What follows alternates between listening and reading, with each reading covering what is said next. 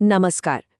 चलिए आज चलते हैं एक ऐसे दिव्य सफर पर जहां आस्था ने एक नदी को जन्म दिया।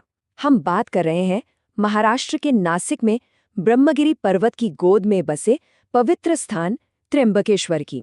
ये वही जगह है जहां से गोदावरी नदी निकलती है।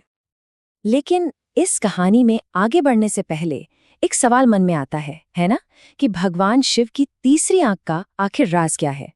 दिलचस्प बात यह है कि इस सवाल का जवाब त्र्यंबकेश्वर की कहानी में ही छिपा हुआ है। तो आइए इस कहानी की परतों को खोलते हैं।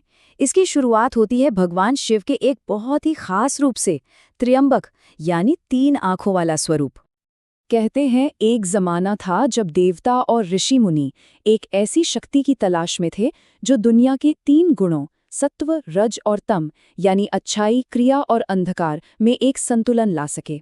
उनकी प्रार्थना सुनकर भगवान शिव ने इसी ब्रह्मगिरी पर्वत पर अपना 3 आंखों वाला त्र्यंबक रूप प्रकट किया था। और यहीं से इस जगह की सबसे मशहूर कहानी जुड़ती है।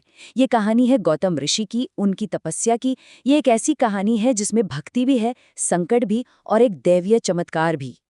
जरा सोचिए, एक ऐसा भयानक सूखा पड़ा कि गौतम ऋषि के आश्रम के आसपास की जमीन प्यास से फट गई।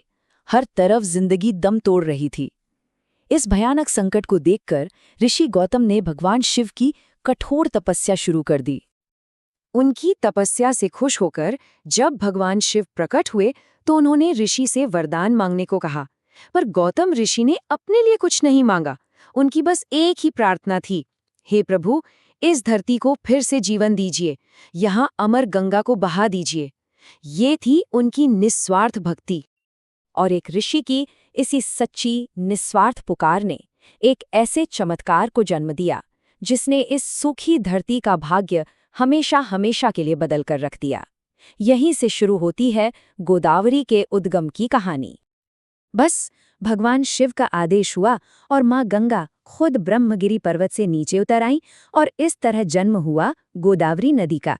इसीलिए तो त्र्यंबकेश्वर को गोदावरी की जन्मभूमि माना जाता है और गोदावरी को प्यार से दक्षिण की गंगा भी कहते हैं।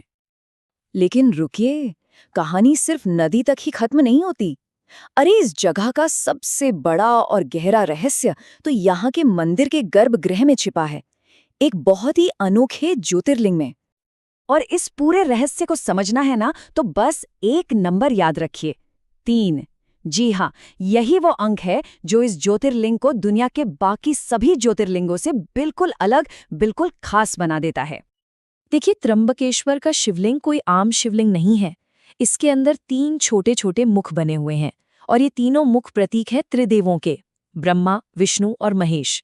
सोचिए, ये दुनिया का एकमात्र ऐसा ज्योतिर्लिंग है जहां तीनों देवता एक ही स्वरूप में एक साथ विराजमान हैं। और हाँ, ये याद रखना भी जरूरी है कि ज्योतिर्लिंग आखिर होता क्या है। ज्योतिर्लिंग का मतलब है रोशनी का स्तंभ। ये किसी इंसान का बनाया हुआ नहीं होता। ये वो पवित्र स्थान है जहां भगवान शिव खुद आग के एक अनंत स्तंभ के रूप में प्रकट हुए थे। मतलब ये स्वयंभू हैं। तो इन सारी प्राचीन कहानियों और इस अनोखे ज्योतिर्लिंग की वजह से ही त्र्यंबकेश्वर को आज भी मोक्ष का द्वार माना जाता है। एक ऐसी जगह जहां लोग आध्यात्मिक शांति की तलाश में आते हैं। ऐसी मान्यता है कि यहाँ आकर दर्शन करने भर से ही सारे पाप नष्ट हो जाते हैं, बुरा वक्त खत्म हो जाता है, मन को एक अजीब सी स्थिरता मिलती है और कहते हैं कि जन्म कुंडली के सभी ग्रह दोष भी शांत हो जाते हैं। शायद इसी दिव्य शक्ति की वजह से यहाँ कुछ बहुत ही खास और महत्वपूर्ण पूजाएं होती हैं, जैसे पितरों की शांति के लिए नारायण नागबलि और त्रिपिंडी श्राद्ध, और कुंडली के दोषों को दूर करने के लिए काल सर्प दोष पूजा भी यहीं की जाती है।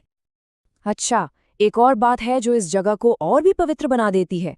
इसे शिव का जीता जागता घर भी कहा जाता है। माना जाता है कि भगवान शिव और माता पार्वती ने खुद कुछ समय के लिए ब्रह्मगिरी पर्वत पर निवास किया था और वो ऊर्जा वो आज भी वहां महसूस की जा सकती है। तो अंत में ये पूरी कहानी हमें एक बहुत गहरे सवाल के पास लाकर छोड़ देती है।